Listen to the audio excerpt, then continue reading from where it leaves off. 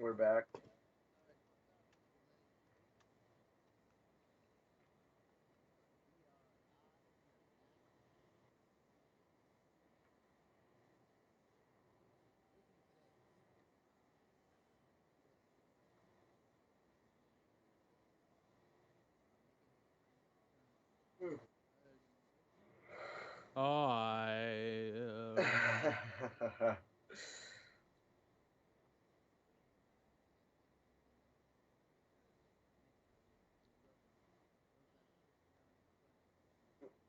Hello.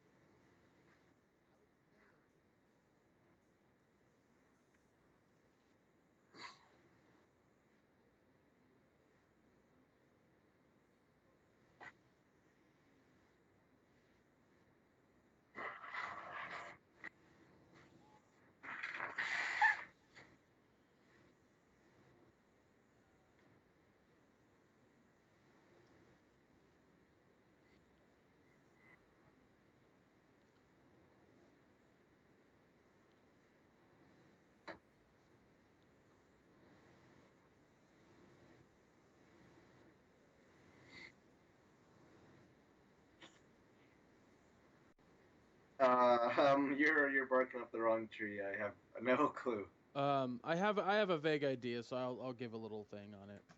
So the idea is that if a like let's say a Let's Player has Nintendo content up on their site and they want to continue putting up Nintendo's content, copyrighted content, what they're going to have to do is delete all their Nintendo videos off of their YouTube channel, then submit a form, like an application, to Nintendo saying these are the games that I want to upload. Nintendo then goes through each individual game and goes, all right, so the revenue from this game that you'll get is X amount percent, or X percent amount, or whatever. There are games that are whitelisted, meaning that they cannot be there can be no revenue off of the game, and that Nintendo will get 100% of the revenue from that game. Um, Now, what makes this so bizarre is that the reason people are able to post video games up on Let's Plays and streamers and all that shit is because it counts as a review slash think like kind of like that of the game. Um, it falls under that free use act. The fact Nintendo is doing this is very sketchy. And now I don't know the legal direction that they will be able to take if you continue to use their content, but away from Nintendo, still try to make money off of it. I don't know how that'll work. I don't know if like you'll get like if PewDiePie decides to still use Nintendo content, but on his page and does not contact Nintendo at all. I don't know what legal action Nintendo can take against PewDiePie. Yeah. But what what what I hate about this, what makes me so upset about this, is that Nintendo has verbally been active over the years against Let's Players and streamers. Loads of people from Nintendo have said, "I don't get it. I don't get why people would want to watch someone else play a game." Yeah. Developers, Reggie Fils-Aimé, Sakurai, they've all said it at one time or another.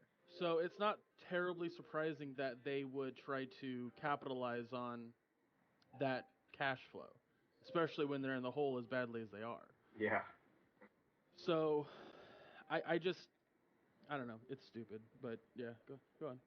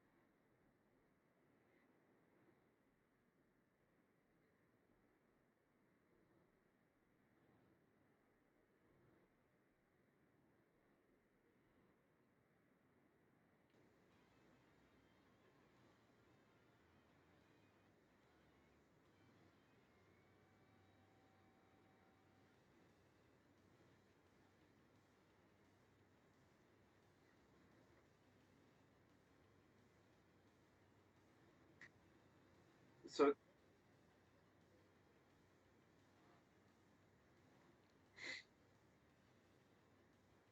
so it sounds just like they're just, you register and then you can be able to get money from it, revenue, but otherwise, shit out of luck. Yeah, yeah. Nintendo's looking again. Nintendo is trying to find a way to make money off of this, and it's to me it's very sketchy. It's very Nintendo going, "No, it's mine. You can't have none." And Yeah. I don't agree with that. Yeah, it's not a very good practice in my opinion.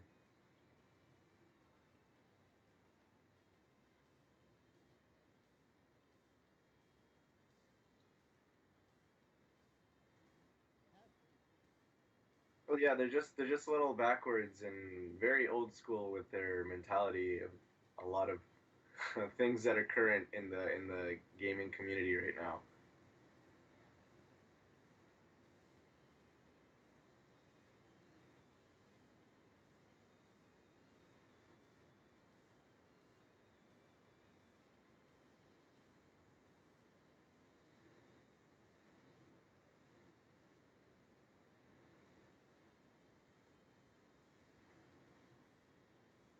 Yeah, it's one step forward, two steps back. So. It's like Paul Abdul said with the cartoon cat.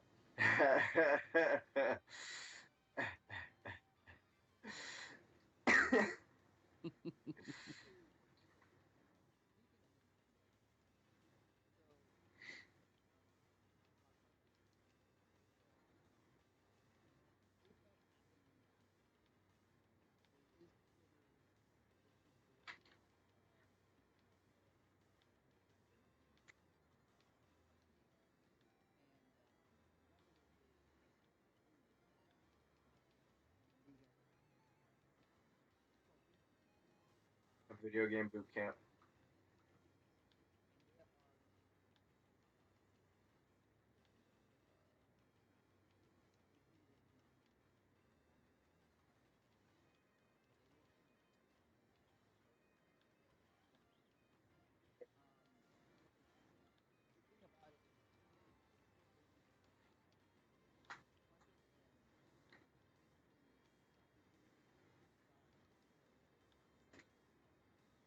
Well, it's a mod. It's a mod for Brawl.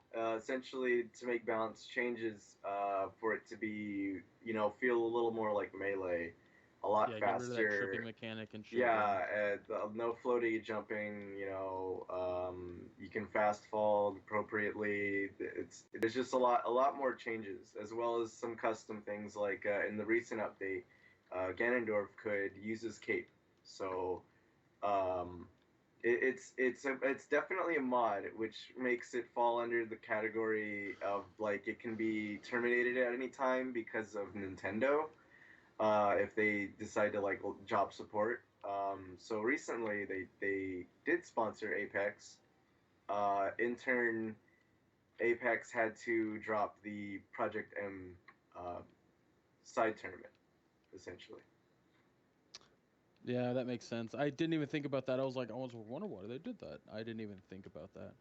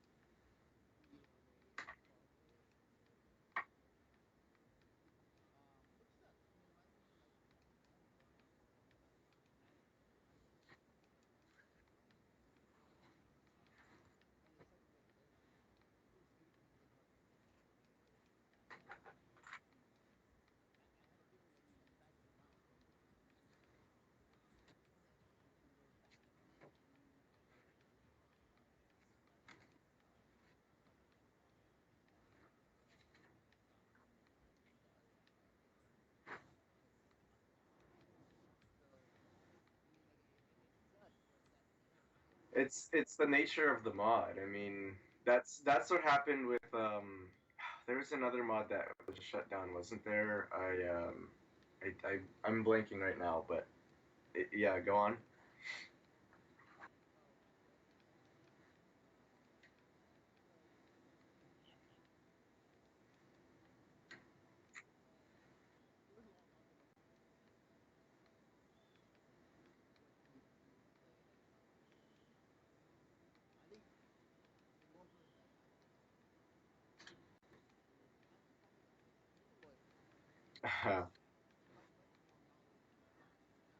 Yeah,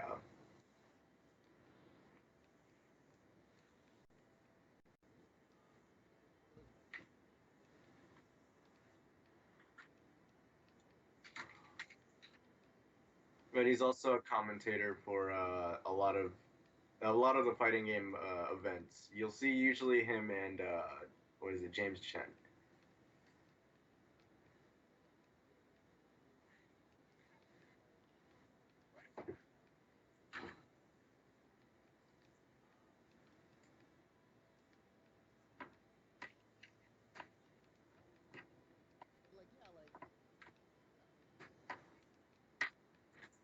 Well, yeah, I know that a lot of Project M players are disheartened by this because it's like, it's especially people who have been just strictly playing this. This is kind of their baby, so to see it taken away as far as tournaments, as far as tournament scene, as far as even streaming now, it's taken a big hit compared to even like Brawl. I mean, I was gonna say that I played devil's advocate for like a second here. oh. Yeah, well, that's what I do. Um, as I agree with you that it sucks for them, that it is something that they put a lot of time and effort into, and now they can't. It's also their fault for playing a mod. Yeah. From my perspective, if you're getting into something that is going to have a sense of fairness and level headedness, probably the one you don't want to put that much concentration into is the mod. Um, it's you're basically playing with dice when you do that. Yeah. You never know what you're going to get. You never know what's going to happen.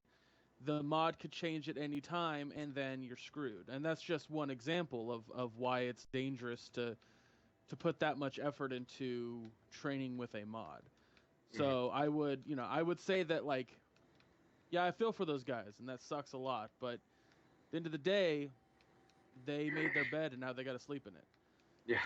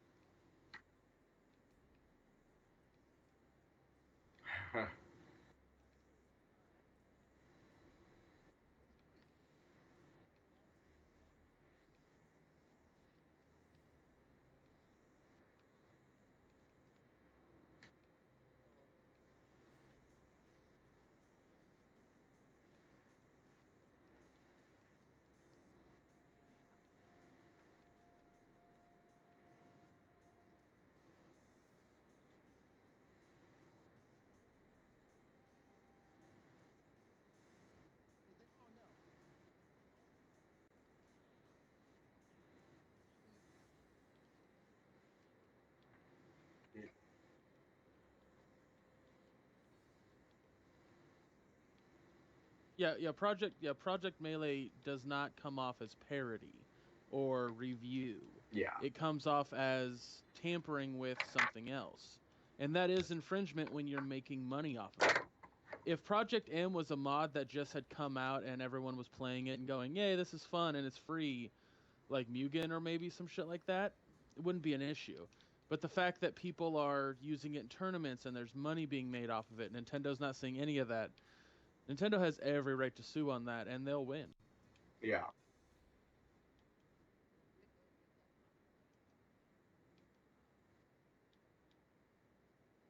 And as it, yeah, and as it stands right now, I don't put it past Nintendo to do some shit like that. Like, don't get me wrong, from my perspective, and then again, plain devil's advocate. Nintendo does this thing where they want their IPs to be pure. Yeah. They don't think giving the game over to an audience and having the audience do what they feel is what they can do with it is right. They don't want that. One of my favorite things about certain games out there, especially most Steam games, they're all customizable. They're all Yeah. They're all moddable. The fact that someone was able to do that with Smash is amazing to me. And the fact that Nintendo's very like, no, you can't do that. Yeah. It's dumb. It's outlandish. You gave it to the fans for them to play. If they choose to change it because they didn't like a thing, support that. Go, that's cool. Who did that? Let's hire them. How Yeah. about that? Yeah, for Yeah, example, for Christ's sake, the FBI hires hackers. yeah, no kidding. Yeah, for example, as a recent example, the creators of Dying Light are total in support of mods and everything for the game. They're like, we want to see what they can pump out with this. We want to see what their visions could become, and it's something that I wish Nintendo would also grasp. Just to be like, well, you guys can do this. This would be really cool. Just don't make a profit from it. Sure. Like, or if you make a profit, let's make a deal so that way we can make some of that profit too. Like, I think that's fine. It's their intellectual property, and they absolutely should be able to make money off of a mod. Yeah. But I mean, this goes back to like what we were talking about earlier with the Let's Play situation with their, like there's got to be a breaking point. There's got to be a limit. What Nintendo doesn't want to see is that these Let's Players and these tournaments and anything really that showcases the game in a positive light, whether it be competitive or not, is good for them in the long run. Some kid out there is like, that's what I want. I want that in my house. And they go and buy it, and Nintendo gets the profit from that. Yeah. How is that a bad thing? But Nintendo doesn't want to see it that way because they just see the money that's being made, and they want a cut of that. They're like a goddamn mob boss suddenly.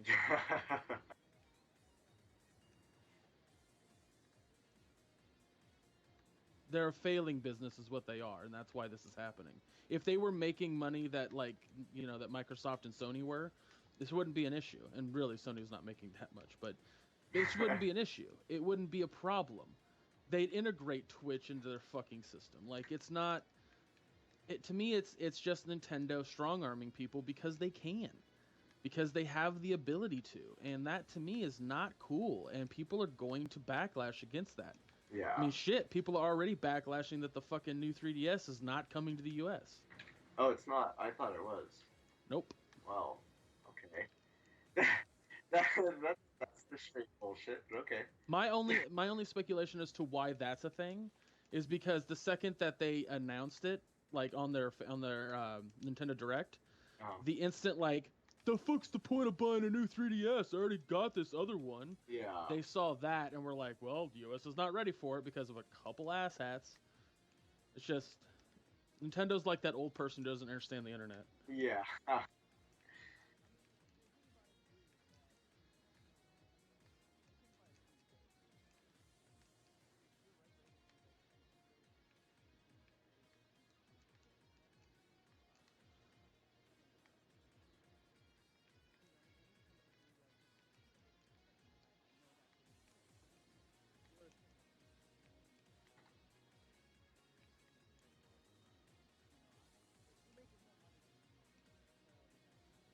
Well, let me ask you this, Anthony.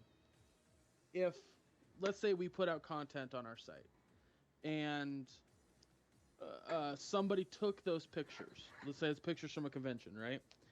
And they took some of those pictures and then painted, like hand painted, their version of the picture, whatever it may or may not be, and they put that up on their own site and started making more money on it than we were by them selling painted pictures of the pictures that were taken for our site. How would you handle that situation? Would you immediately say, no, that's, you're stealing from us? Or would you say, hey, that's really cool. Do you want to have a partnership with our site? That way we can both make money off of that. Yeah, that yeah.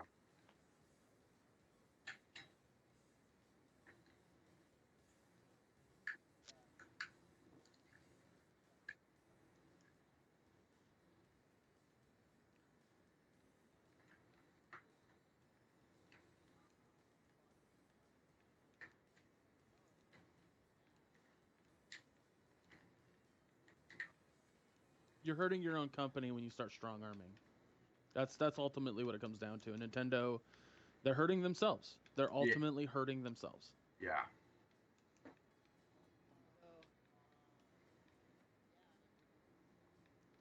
Only time will tell on the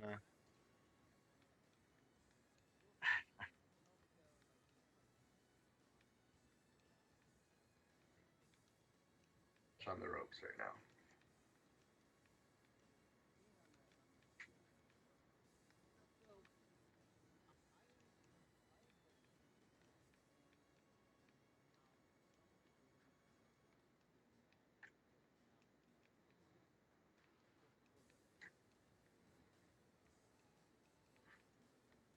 Well,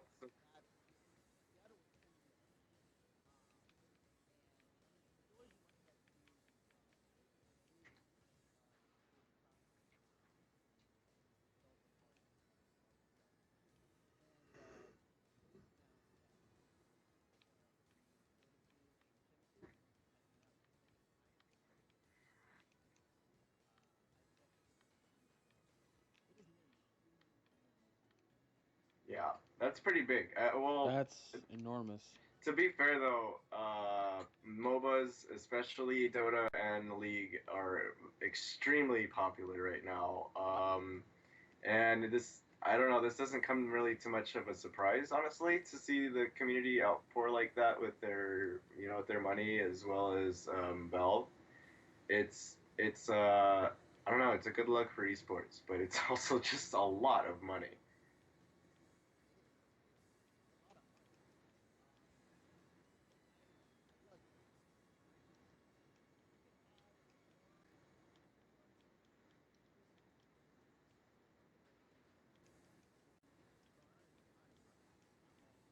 Can I do something real quick with you, Anthony? You're gonna hate me.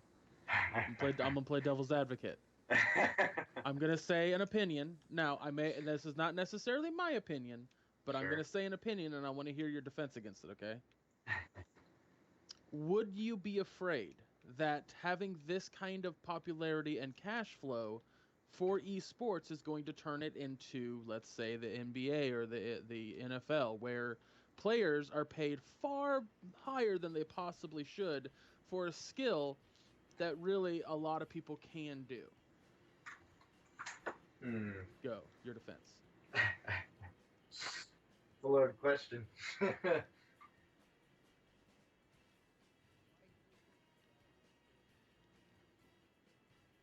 That you are afraid of it.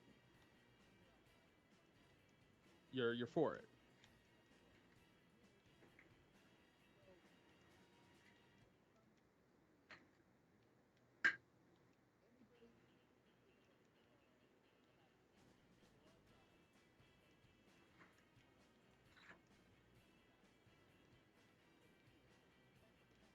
Well, Most anybody, sure.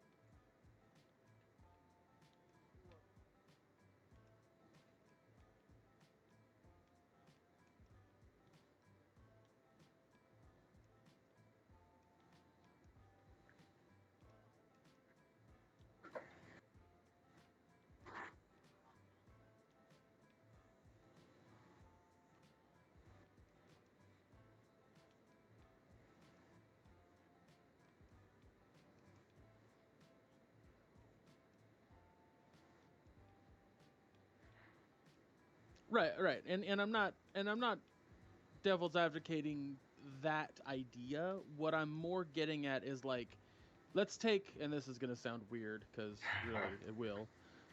Let's take the movie Basketball for example. One of Okay. the big things in that movie, early on in that movie, they talk about how sports got ridiculous when players were being able to trade between teams in the middle of a season, or teams move cities after a season. It because of money. Like it all stems down to money. Hmm. Are you afraid or worried that the competitive gaming world could go that route where players are traded to different teams simply because of their skill level?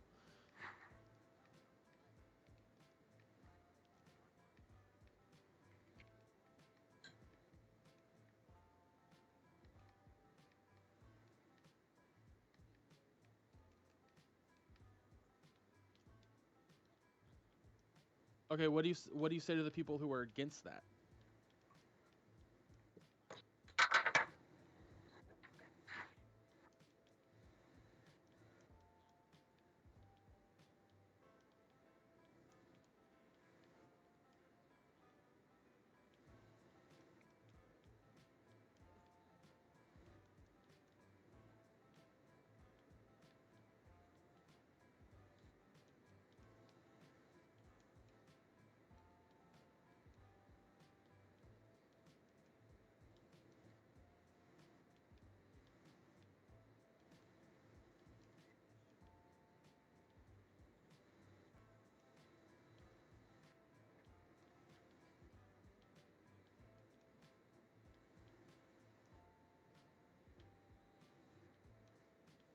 Mimicking.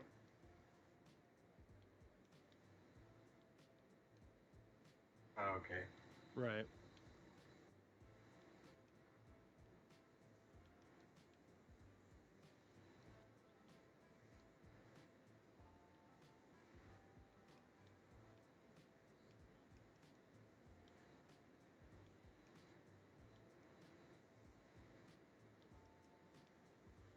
Yeah, I got you. I got you. I mean, I got you. I don't know if the audience has you, but I definitely understand what you're saying.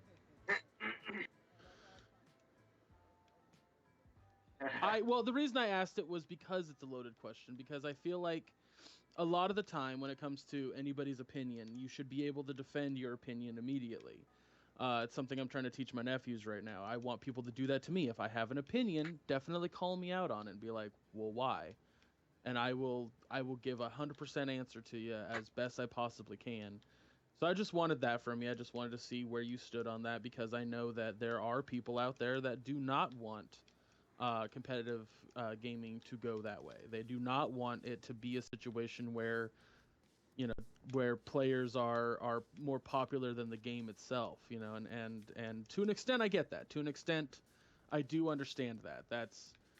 That would be a concern of mine if I was super into the competitive scene. But um, I don't think that'll ever be the case that the player becomes bigger than the game. Uh, but I don't know. We'll see. We'll see. I don't really. I can't really form an opinion properly because again, I'm not super into it. But Yeah. that's why I wanted your opinion on it, Anthony. Because shit, you've scheduled a esports minute into the goddamn show here, so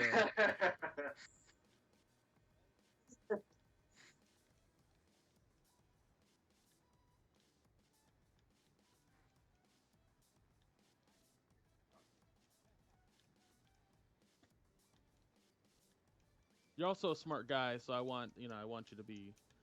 I want the listeners to understand how intelligent you are and to. Sorry, am I kiss assing too hard right now? Is that what's happening? Yes, yes, inflate the ego.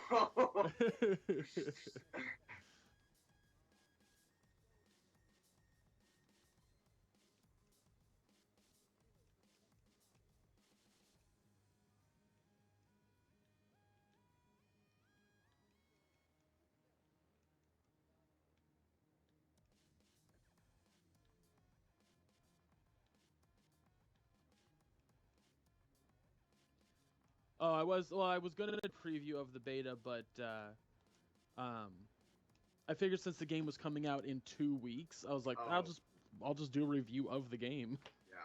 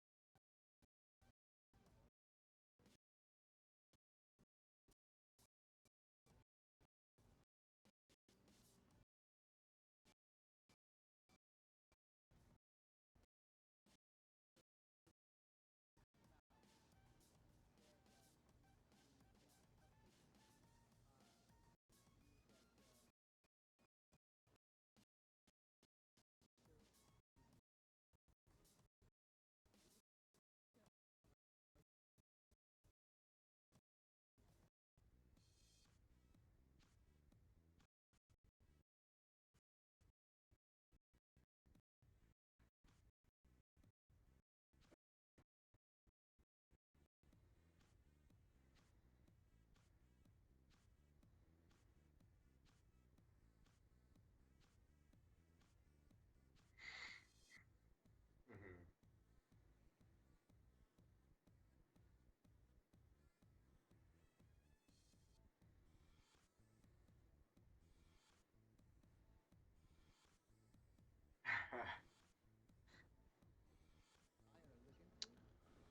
I hate to cut this off real quick, Anthony, but like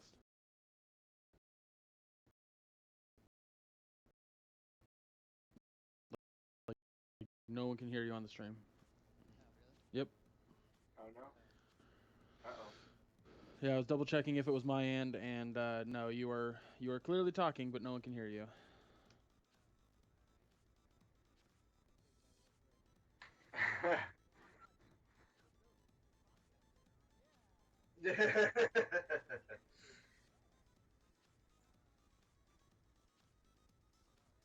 I'm gonna listen to double check. I'm muting my mic.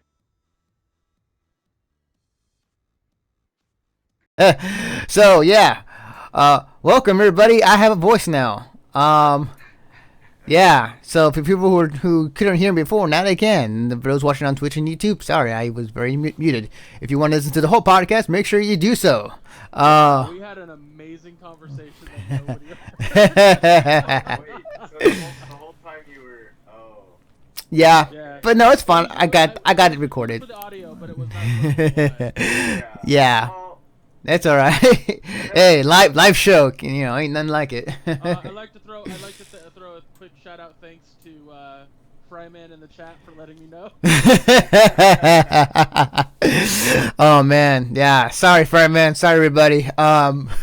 So let me repeat what I just said. Then, um, so okay, this is what the CEO of Take Two has said about the Evolve DLC and the general controversy. So, quote.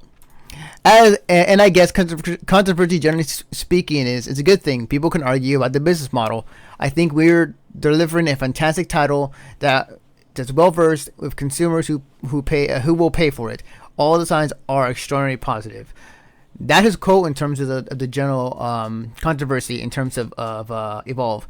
And is it a good thing? Do you guys think that, like relatively speaking, or do you think this will hurt them in the long run? with the DLC, I think it'll hurt them because a lot of people I've been seeing online are very much, if they're not already sold on the game, they are ridiculously on the fence because a lot of people, what I've been seeing is, well, this game might be a, DLC kind of thing where it lives and dies by the DLC, with the new monsters coming out. Other people saying, well, the core content of the game should be, it's fine, it's good as it is.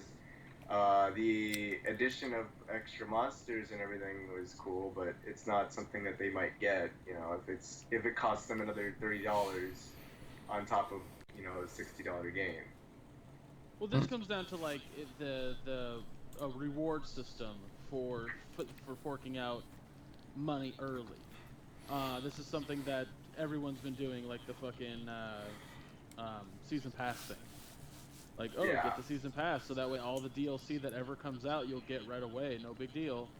And to an extent, that's fine. Like, if a game promises, especially a multiplayer game like that one, Mhm. promises DLC, and they're like, we got a new monster, we got some new hunters coming out, we got new maps coming out. So, be on the lookout for that. And if you're like, hey, I don't really have time to keep a lookout for that, do you have a thing that I can buy that allows me to just get it when it comes out? So that way I don't have to pay attention to it? Sure, here you go. Here's the thing. I think that's fine. I have no issues with that. As for the CEO talking about the controversy, I gotta disagree with what you said. I think it's a good thing. I actually agree that controversy is a good thing. I do feel that that how they're handling their DLC is confusing, Mhm. but it's certainly not bad. I Yeah. mean, yeah, DLC for one monster, like $15 for one monster, sure, that's pricey. No argument there. Mhm. But having a situation where like if you pre-order the game, you get that monster for free. Cool. But if you don't pre-order the game, don't worry because you can get the monster later for like $5. I'd be cool with that. Yeah. 15 is just a little too much for a monster that also that's another thing. I don't like playing as the monster in Evolve. Mhm. It's just it's too stressful for me. I just don't have fun with it. Uh-huh. That being said, I'm not going to buy the monster. Even Yeah. if like I'm not going to be able to pre-order the game. So I'm not going to buy that monster. But I'll spend the money on the hunters. Also, I think that people should put this into perspective too. Evolve is a brand new title, and it is fun as hell. I have played the beta. I can confirm I have a blast with the game. There's a lot of reasons behind it. It's unique, it's different, it doesn't play like other games. It's not like this, like a lot of people are like, it's just Call of Duty, but with a monster. And I'm like, no, it's not. You have to pay attention to your surroundings. You have to pay, like, sure, you're basically just running down one character. It's like adult fucking Mario Chase. But you still have to play smart. If you're the hunters and your medic, let's say for example, is not healing the team or throwing out buffs, or your support and you're not helping the team by throwing out buffs, you're gonna lose. You have one tank character. Everybody else should not be attacking the monster. Help the tank character. Yeah. Like that to me is common sense when it comes to this game. Mhm. So it's fun. It's really different and fun and unique, and a lot of people are going to be playing it because it's a very exciting game. People Agreed. are going to get angry very quickly on the internet about things that like it's that whole I don't understand it so it's scary Yeah. sort of mentality. Mhm. Um don't get me wrong. Like again, like I said earlier, they're like that their system for how they're handling it is very like what? What? Yeah. Huh? So I get how it's confusing, but at the end of the day, the core game is there. None of that DLC at the end of the day matters. What matters is that the game is fun. And even if you never get a piece of DLC for the game, they've come out and said the maps are going to be free. They That's- don't want to separate players. Yeah. Yeah. They are like every single map is going to be free. Just characters and monsters will be paid for. Mhm. And um I don't know. It's just I think that the like he said, the controversy is good. Controversy gets people talking. Controversy gets people riled up for things. And it's that it's that old slogan, there's no such thing as bad publicity. Mhm. So True. I mean, True. I have to agree with him. Like, and that's not just a bias from the game itself because it's fun. Yeah. That's just coming from common sense on my part. Like, if you come out with a product that people want, but they're confused about certain aspects of it, and they're talking about those aspects. News groups are putting out articles because they're just as confused as the consumer. That's not a bad thing. And really, if you sit down and read what they're doing, it's not confusing. Like, it's really not that confusing. Mm-hmm. So I don't know. I just This I'm not, yeah, this I'm not upset about it. right. No, I definitely understand this point. By the way, this podcast is sponsored by the creators of Evolve. You can go check out their website and download their game later on. Sorry, that kind of came out. Anyways, but I sound like a commercial for like a no, I just want to throw in there the midst of you. Yeah, I mean, like, I have not seen a controversy in the face of where it could be potentially bad. Either way, it has been a bad thing. Like, look at the interview movie recently with the controversy with that. Like, that turned out to be great. That turned out, if it wasn't for that controversy, that movie probably wouldn't have sold as much or done well online and then also, in some theaters. So it's almost to the extent that it almost feels like that controversy was staged just for that. I know, right? It feels like it. Oh, but it wasn't. No, it absolutely was not. Oh man, it was crazy. But yeah, definitely. So yeah. Don't get me wrong. You don't really want controversy with your game. Yeah. You don't want to piss fans off that were looking forward to your game because you're going to lose sales. But a lot of the thing that first off, everybody listen to me. Big thing I want to tell all of you right now. Don't buy season passes until you know for sure you're going to be playing the game a year from release. Second thing, how about you get a GameFly account, and then that way, when, let's say, said game you're looking forward to goes to come out, and you're a little iffy on some things, you play the game from GameFly, and then you go, I really want to keep playing this game forever. Then you buy it at a discounted price from GameFly. Why is that not what people just normally do nowadays anyway? I personally didn't know that was a thing, actually. Okay. I retract my statement. Yeah. No, it's perfectly fine, Greg. Yes, so if you guys want to go to gameplay.com, use promo code Mission Star Podcast. And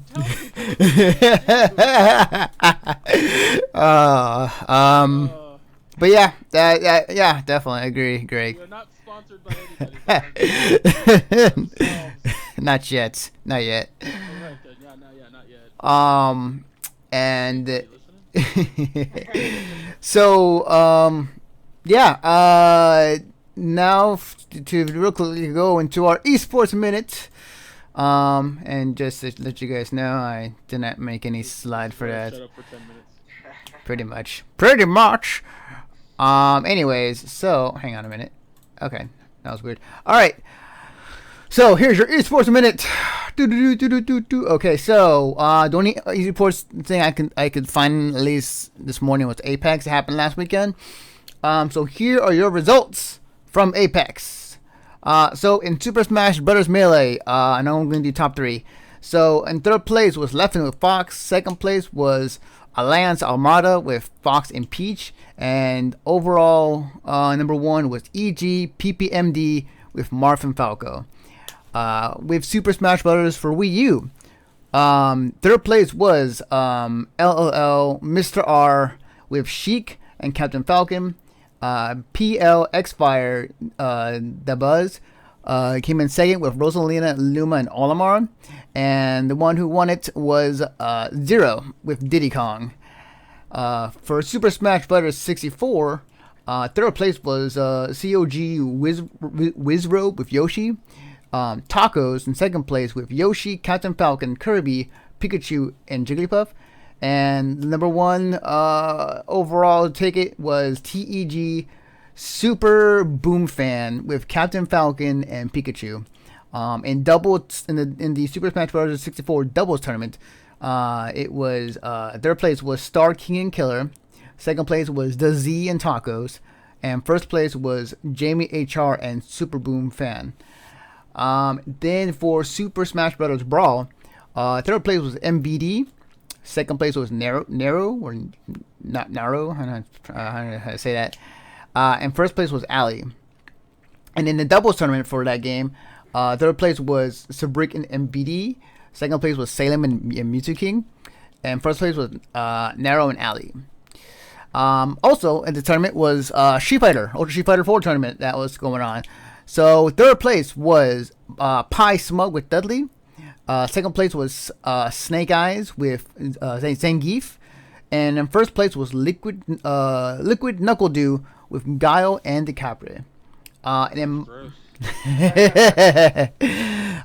in Marvel, in Ultimate Marvel's Capcom 3, third place was Ambu KBB Random Fiend with Nova Spencer Doctor Doom.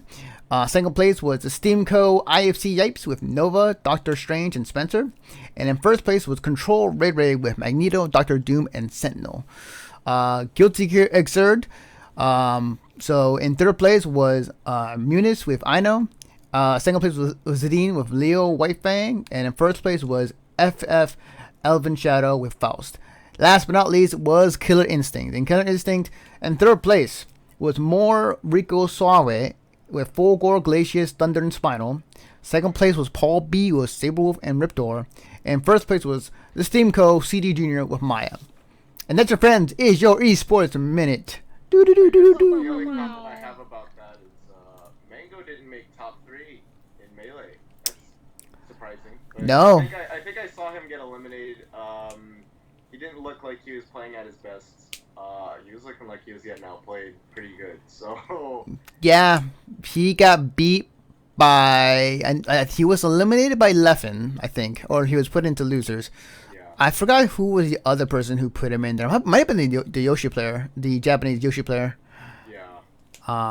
But yeah, that was top 8 was great. Man, that if I have time in this podcast, I'll tell you guys like the full story of what happened at Apex, and the situation that could have been or could not have been, but for sure. So back to the show. The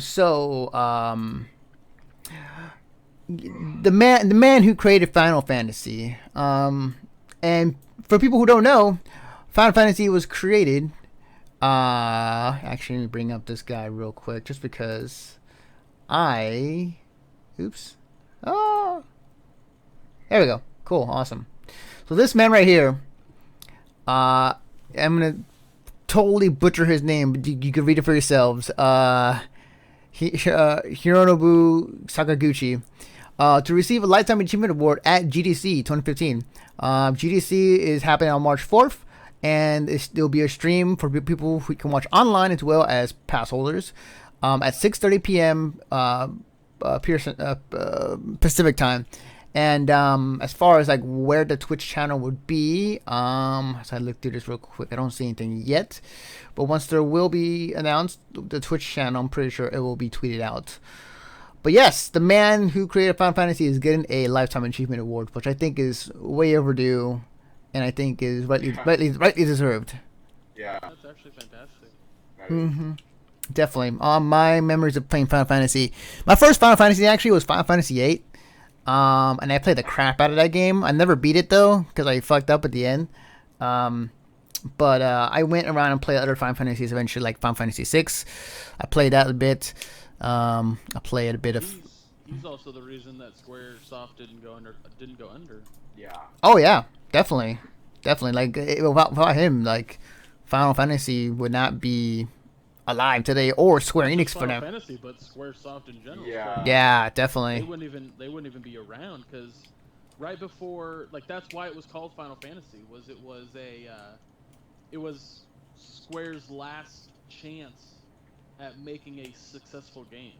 And It it's was funny their how Final Fantasy. and it's funny how to imagine what if it never came out? What if it didn't have that success? How would RPGs play today? That's a Right. very good point. That's a very Oh good yeah, point. there's a lot of influential aspects of Final Fantasy in RPGs today. So absolutely, I completely agree. And the thing So, about yeah, and the thing about it is like it was one of those companies that you would that the other companies will look at and say like what are they gonna do first, and then they try to copy it or make their own variation of it. They were at the time at their prime, they were that big and that looked upon as far as like the template of what an RPG should feel like. So it's definitely, props to him and props to, how many years of Final Fantasy? Like, Fuck. too many to A count. long time. yeah. If you're looking So up the Final Fantasy series, let's see. Yeah, I can't really. I don't know. if I were to, While you guys are looking up how long it's been around, I want to talk about my first experience with Final Fantasy. all right, go for it. So, back when I was just a wee lad, one of my friends had Final Fantasy 3, which we now know is actually 6, and on the Super Nintendo. He was like, you got to play this. You got to play this. It's amazing. And I did. And I remember sitting there with my brother, and we're just like, "Whoa! Like, look at the visuals. They're amazing." Like, of course, we called them just graphics at the time. Yeah. And I mean, I guess you could call them graphics, but whatever. We were sitting there just blown away by how it looked. We never actually beat that particular Final Fantasy. I didn't actually beat it until I went back as an adult and played it. But that was my first foray into Final Fantasy. And I remember thinking at the time too, even as a kid, like this must be the final game in like why else would it be called Final Fantasy? And then not too long after that, Final Fantasy 7 came out. My brother and I like, what happened to 4 through 6? And we were so confused. And I remember Final Fantasy 7 being a huge deal because of like what it could do and how it looked on the PS1. Like people were absolutely like, this is the future of gaming. This is where it's all gonna go. Yeah. And realistically, it really brought SquareSoft into a whole new plane of existence. And I never played it. Yeah, Final Fantasy 7, I have not played it yet. It's funny that you guys mentioned that. So I tried to play Final Fantasy VII a while back, and I think it was like at a LAN party at a friends of mine I went to. I played about the first 2-3 hours of that game, and I stopped because I get it. It was a big deal, and the graphics were probably the most awesome thing that people saw back then. But playing it like now or when I played it back then, like I just couldn't get past the graphics. Well, yeah, the graphics have not aged very well, but there is a mod for it now. Where there's in that same vein though, that can be said about a lot of PlayStation. Oh yeah. Oh yeah, definitely. I think the exceptions though are like a few that are, well, the graphics may not be as great. The story in the game itself is still maintains pretty well, and the first thing comes to mind is Metal Gear Solid. Like that game is still fun to play. Or Devil May Cry series actually too. It's Final Fantasy 7 and 8 are definitely in that ballpark of the definition of convoluted, but they aren't convoluted to the extent that they're unentertaining.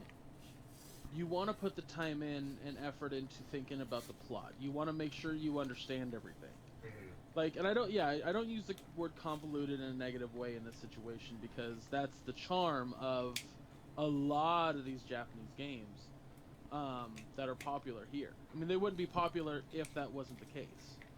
But I remember when I watched a friend, like I didn't play 7, I just read a lot about it and was like, oh, this is a big deal apparently. And it was like, I watched somebody play it and legitimately got sad at Eric dying. Yeah. Spoiler. Oh yeah. Spoiler alert. There's a time span on You guys know that Darth Vader is Luke's father? No. God damn it. I'm. You're kicked out of the podcast. But yeah, I watched it as an adult, and I was like, because I had never played it, and I was like, oh my god, this is amazing. Like, it wasn't until the completionist like did his his 4-part retrospective on the game that I was like, holy shit, there's a lot more to this game than I had ever even seen. And but jump forward, a little bit. Final Fantasy VIII comes out, and my buddy who was really into Final Fantasy VII, he was all excited because he's like, oh, my uncle's getting Final Fantasy VIII, it's gonna be amazing, we're gonna go to his house and play all night, and we did. We went there, and I watched him play his whiny ass skull. Fucking Gunblade sounds like a cool idea. Why wasn't it? But I remember sitting through all of that, and then by the time 9 came out, I was that jaded teenager that was like, if it looks like a cartoon, it's stupid. Secretly being at home watching cartoons. Yeah, agreed. And then 10, I remember 10 was an interesting one for me because I totally wasn't into that style of game. Were you into that concert? Did you enjoy that? Concert? Yeah, in the game, it's like before. 10. Yeah. Jesus Christ, my brain was like, what are you talking about? No, I went over to my family's, extended family's house, which is 3 hours away from here, and their son was in the basement playing Final Fantasy X. Now, as a kid who grew up on video games and is a bit of a introvert type of person, it was really hard for me to have a conversation with anybody about anything that didn't really interest me. Yeah, I could sit there and listen to somebody and be polite, but at the end of the day, I just wanted to play video games and talk to people about video games. That's really all I cared about. So when I found out that their son was playing Final Fantasy X in the basement, I was like, I'm there. I watched him the entire 3-day weekend I was at that house play Final Fantasy X. I watched him, it was right after the first Blitzball game. And then yes. you play all the way through, a certain part. I remember literally peeing a little bit from laughter from Waka getting confused and hitting Yuna, who was standing right next to him with a Blitzball just on the side of her head. It was his turn, and he was like, attack. And he just turns and goes, pow, right off her foot. I was like, yeah, we gotta fight Sin and blah, blah, blah, blah. And my parents were like, hey, we gotta pack up and get going in a minute. And I'm like, look, he's got at least 2 more hours in this game. He's about to go fight the final boss. Sin's about to get taken down. I gotta check this out. Mom and Dad were like, all right, we'll go have lunch or something. You go watch that.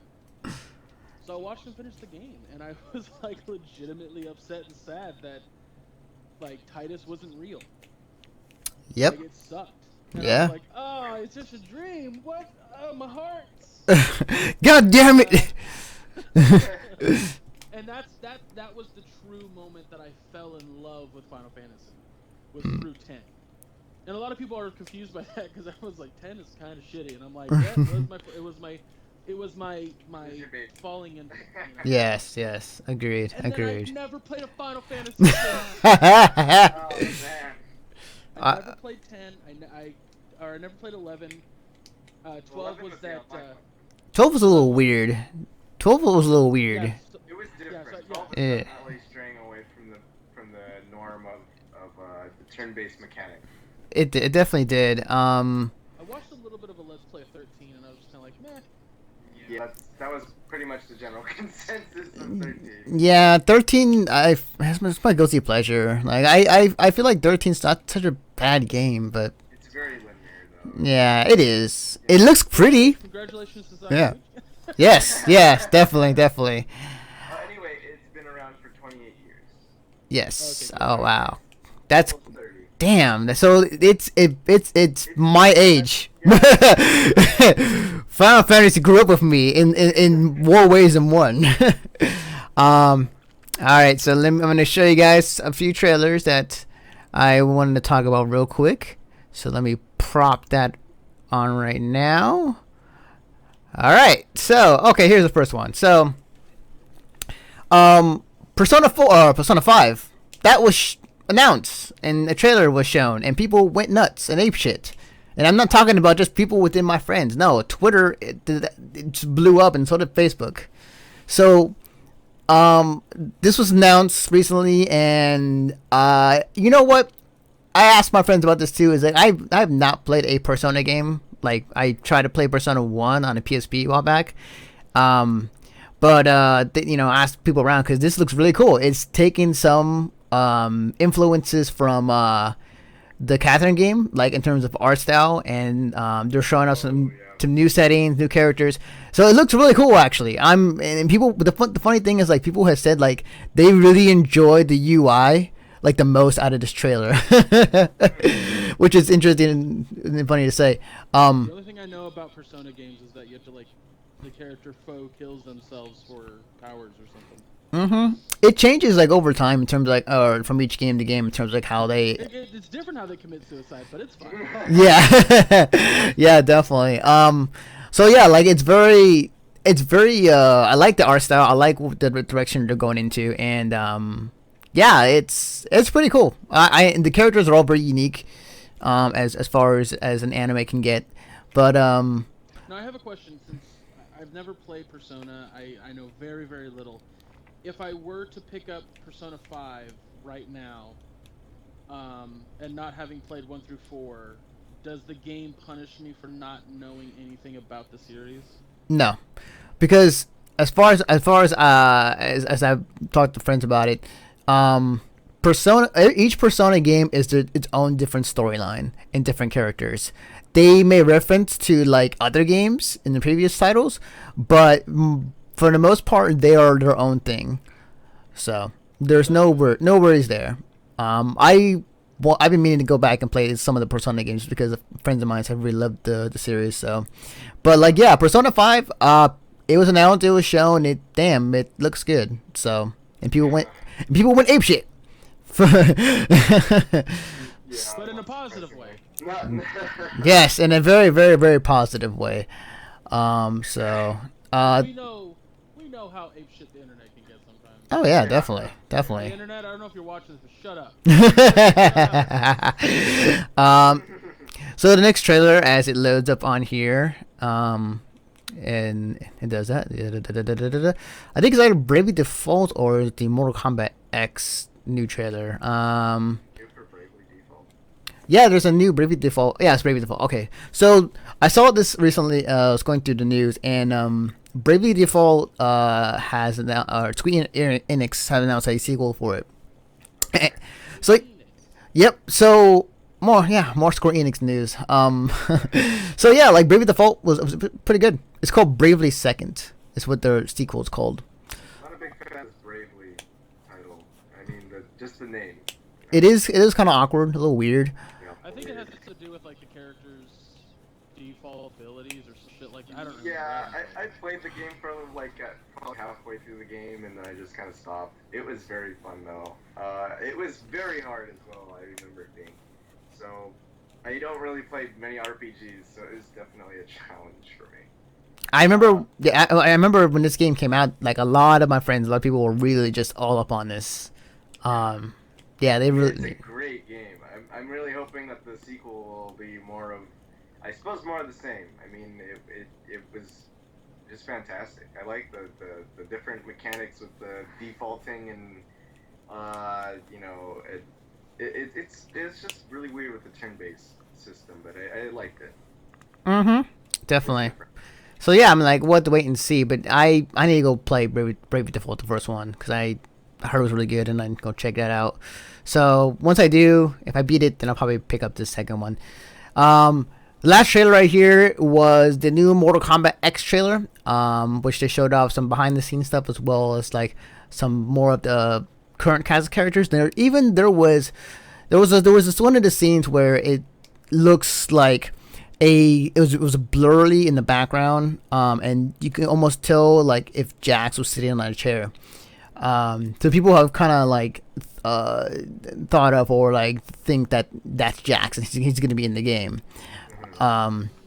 So like I mean, Mortal Kombat X is slowly becoming more and more interesting in terms of like what they're doing with the game. Like in this trailer, they announced a new faction mode where players would fight, either online or do story missions or whatever mode in Mortal Kombat. And what they would, if you're in a faction or on a team, those wins would count towards your faction, and your faction would eventually win, depending on how many your faction gets. And to kind of describe how it works is there's about 6 factions that you can join, that are different and associated with each character. So for say like you want to join with Raiden, he's part of the White Lotus. There's other factions called what was it? Oh man, the Sub-Zero's faction, Scorpion's faction. They were called something. I can't remember them at the moment. You'll see on the video once you find out. But basically every week they add up how many wins each faction gets, and if you garner enough, your faction wins. And you get some awards from it as well, including like faction like fatality only like awards for certain characters. Okay, it was Lin Kuei, Black Dragon, Special Forces, and Brotherhood of Shadow. Okay, so those are the factions.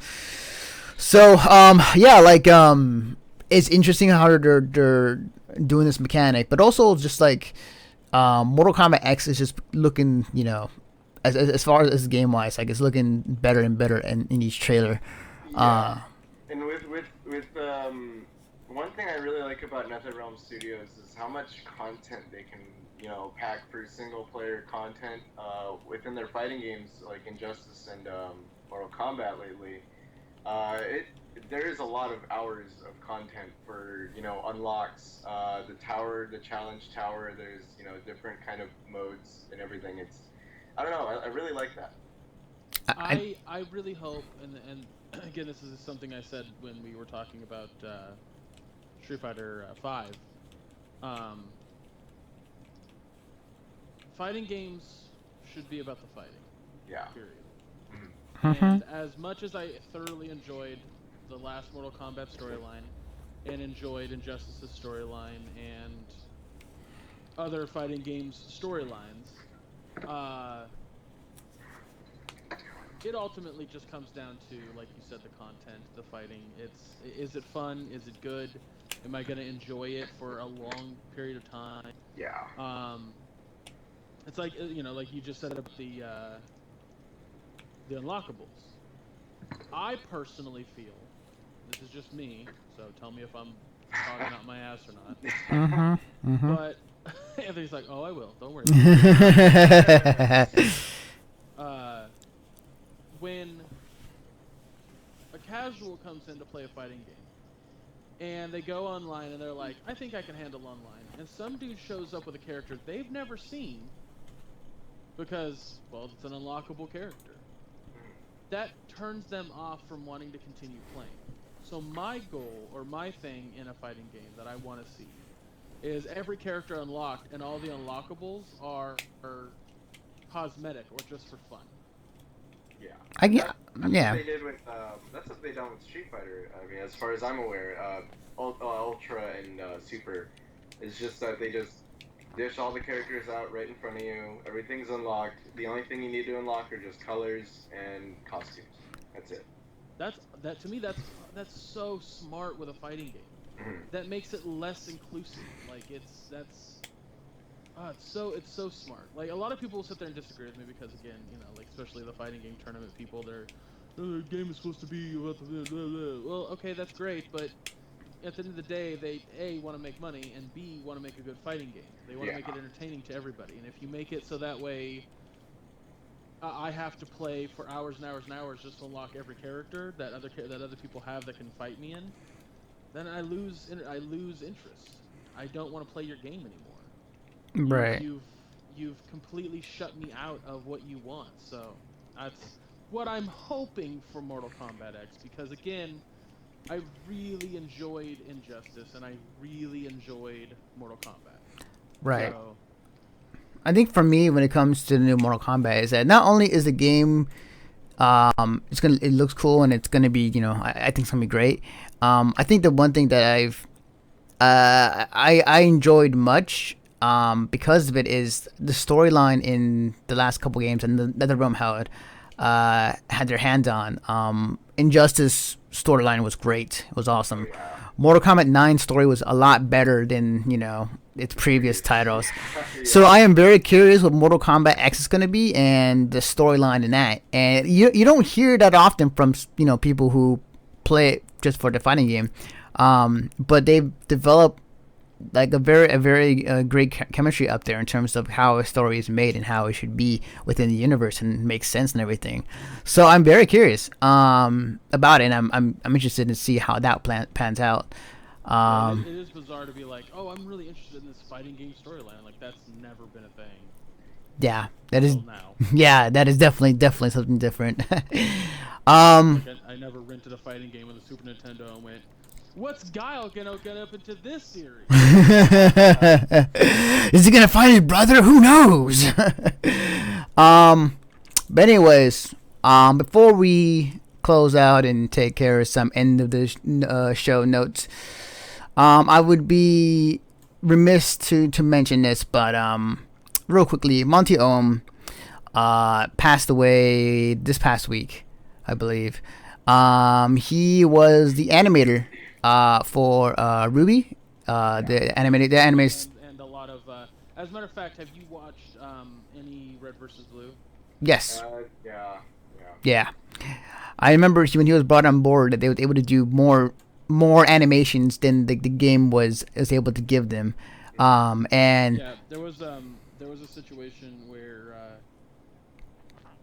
no one saw coming what was happening in, like, I think season 5, season 4 or 5, yeah, where because a lot of the things that they would do in the game or through the game was when they, especially when the episode or when they went from Halo 1 to Halo 2, they would Yeah. travel to the location to, like, they would make it look like they went around whatever map they were in to get to the new location. And to bridge two areas, they wanted this really spectacular scene, and so they had a warthog crash through this giant wall that's on the Valhalla map of Halo 3. And but that's not something you can do in the game. That's just not that doesn't exist. So they were able to get the assets from Bungie at the time and create that scene, and no one had seen it, but Monty animated it for like 6 months. Yeah. yeah. And that was before anyone knew he was working at Rooster Teeth. Yeah, wow, that's Like crazy. 6 months of hard ass work to make that quick shot that when they premiered it, they were like, this is the guy that made it, and then that's when he became an instant celebrity. Yeah. And so a lot of the stuff that he's done on Red versus Blue, like Texas beating the shit out of Red Team, which is a hilarious scene. Yes, that was great. That was awesome. That's all him, 100% him. Yeah, I would say my first inkling of Monty was even before that. Like, I was really in love with his Dead Fantasy series. I love his Haloid short he did. I also loved, like, even going further back, like his like 2D kind of animation in terms of, like, it was still the same vein as a fighting or something of some battle scene to some degree, but his animations over the years have just gotten better and better. And kind of progressing from this 2D aspect to 3D, and just improving his craft. And it was sad. It was sad to see that he died. Yeah, I was legitimately upset when I heard that he passed. Yeah. I was like, that really sucks. Like, he was amazing and he had so much more to do. Like, that's the worst part about it. He was working on shit. He was pushing himself as hard as he always was. And some stupid accidental medical mistake, he's gone.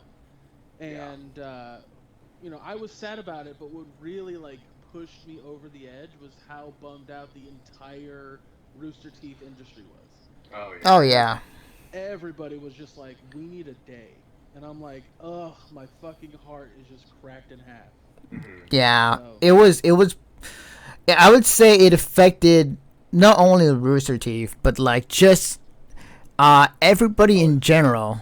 Like it Yeah. you, affected a lot of people. yeah, like it affected popular YouTube channels as well. Like what was it? Like the Game Grumps.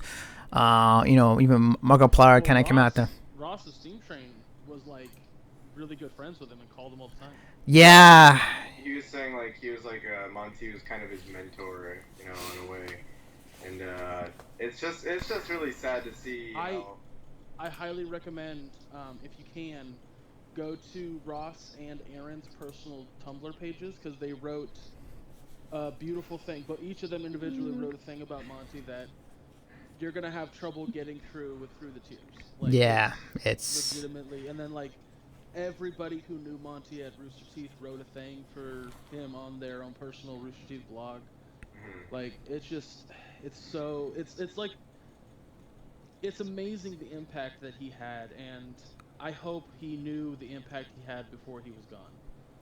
oh, I'm pretty And sure. I'm pretty I sure he hope he knew knows. that. I'm pretty sure he knows now at least. um. Well, Yeah. I mean, like the thing. if you're someone like me, he's just gone. I know. It's simple and Yeah. plain, but Yeah. It tells you how big of an impact this person had if the New York Times are posting an article on their website about him.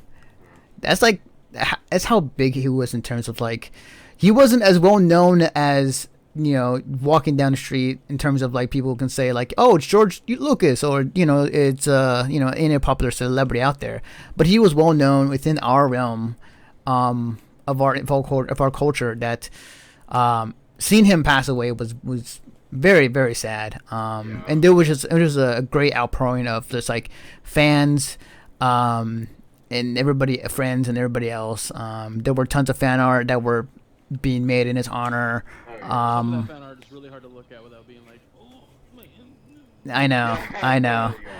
I know. Yeah, but like regardless, I mean, like I I I would say like Monty, at least to me, like his work was great, and his initial work in his Dead Fantasy series was kind of what initiate my inspiration, or my focus on 3D animation, 3D modeling at the time when I was in high school, when I was still early in college, which then directed into this different art path that I'm in now. So he definitely had some sort of influence on me, but like again, the man went went out too young. Like 33 is that's crazy. That's like freaking like what 4 or 5 years, no 4 or 5 years away from me. So it's crazy to think that. So Hmm. anyways, rest in peace. But that's gonna be our show. It's a bit of a long one, but had to make up for it because this morning I was fixing some stuff. But anyways, before we go, let me plop this up. If you enjoyed this podcast, please subscribe to us on Stitcher and on iTunes. If you enjoy convention review talk or just talking about convention stuff, go over to our website to go check out the con over. We just uploaded our newest episode yesterday talking about AOD with me, Derek, Sean, and Young. And if you enjoy comic book talk about entertainment shows and whatnot, go over to the Rolling 20s podcast on our website, as well as on iTunes and Stitcher. And before we go as well, Greg, where can they find you on the internet? you can find me on Twitter at ChubRockGeek. Um, I stream every Wednesday on Half Empty Energy Tank on Twitch. That's all one word, Half Empty Energy Tank. Um, so every Wednesday from 7 to 10 Pacific time.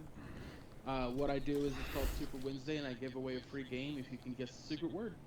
I give one hint at the top of the hour or top of the show, and then at the middle point, which is about an hour and a half into the show, I give a second hint. That's a little easier, And the first person I see in the chat that guesses the word correctly wins a free game of $10 or less on Steam. We are working on doing a system where we can just give someone a code for a different console, maybe through Amazon or some shit like that. But we're working that out. But yeah, definitely check that out. This Wednesday I'll be finishing up Saints Row 4. Alright. And then the week after that I got some stuff planned, but definitely check that out. I was gonna start streaming on this Twitch page, Mm-hmm. but with writing reviews and doing the streaming for like I'm now doing more for Half Empty than just streaming. We're working on a YouTube show. I'm not gonna go too much into it, but we're trying to get that going.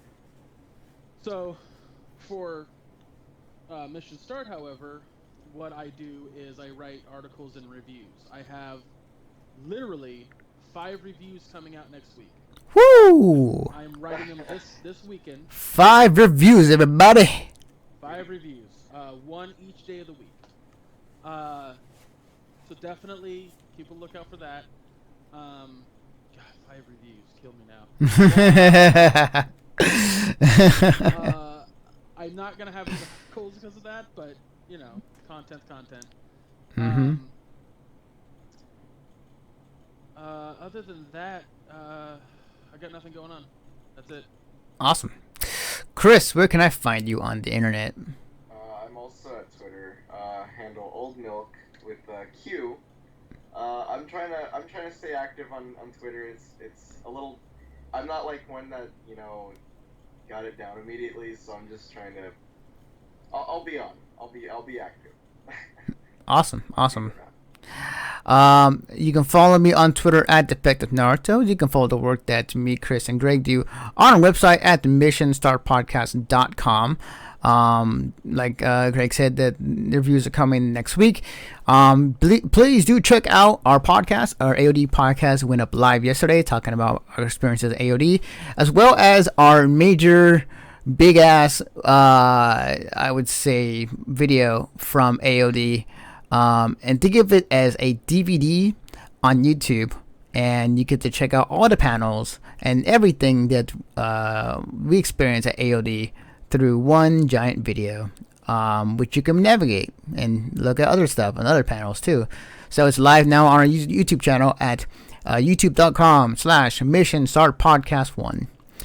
And with that, we will see you guys next week, and see you guys later.